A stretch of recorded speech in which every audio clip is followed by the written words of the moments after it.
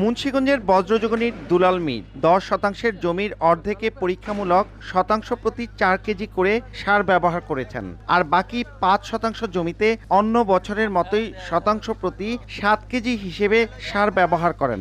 বীজ এবং পরিচর্যা সব একই রকম। 3 মাস পর বৃহস্পতিবার আলু তুলে বিস্মিত এই কৃষক। কম সার ব্যবহারে শতাংশ প্রতি ফলন পেয়েছেন 154 কেজি, আর বেশি সারের অংশে পেয়েছেন শতাংশ প্রতি 130 কেজি। মাত্রাতিরিক্ত সারে ফলন কমেছে শতাংশ প্রতি 24 কেজি। আমার যে ট্রায়াল প্লটস আছে ওইটাতে আমার কস্ট কম, উৎপাদন বেশি। আর আমার নিজের যে প্লট আছে সেটাতে আমার কস্টও বেশি, সারও মাত্রাতিরিক্ত বেশি, ফলনও কম।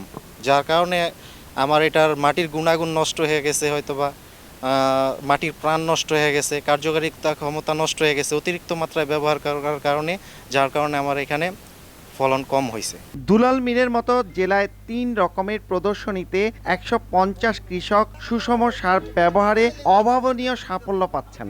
জেলা কৃষি সম্প্রসারণ অধিদপ্তরের উপপরিচালক মাটি পরীক্ষার পর প্রথমবারের মতো কৃষককে হাতে কলমে যৌক্তিক সার ব্যবহার শিখিয়ে তাক লাগিয়ে দিয়েছেন। তাই হইচই পড়েছে চারিদিকে। মৃত্তিকা সম্পদ উন্নয়ন ইনস্টিটিউটের মাটি পরীক্ষা রিপোর্টে দেখা যায় ফসফরাস পটাশিয়ামের উচ্চ মাত্রা রয়েছে মুন্সিগঞ্জের জমিগুলোতে, কিন্তু ফসফরাস জাতীয় সারই বেশি ব্যবহার করছিলেন। এবার কৃষক নিজেদের ভুল বুঝতে পেরেছেন। আলুর ফলন যে হয়েছে আলহামদুলিল্লাহ খুব ভালোই হয়েছে, আর কম সারে যেহেতু ভালো ফলন হয় আমরা আশাবাদী যে আগামী থেকে কম সারই ব্যবহার করব। সার কম দিয়ে ব্যবহার করে জৈব সার, বিশেষ করে জৈব সার যদি ব্যবহার করে, জৈব সার ব্যবহার করে স্বাস্থ্যের জন্য ভালো, আলুটা খাওয়ার জন্য ভালো এবং মানুষের সুস্থের জন্য ভালো। যেভাবে মনে হয় কৃষি অফিসাররা আইসা সবার এই যে দেখাশোনা তালিম দিল, শিক্ষা টিকা দিল, মনে করেন আগের থেকে ফলন টলন একটু ভালোই হয়। আমরা অতিরিক্ত পুষ্টি উপাদান দিয়েছি, এই পুষ্টি উপাদান আসলে গাছের কাজে লাগে নাই, বরঞ্চ ক্ষেত্র বিশেষে তার আসলে হয়তো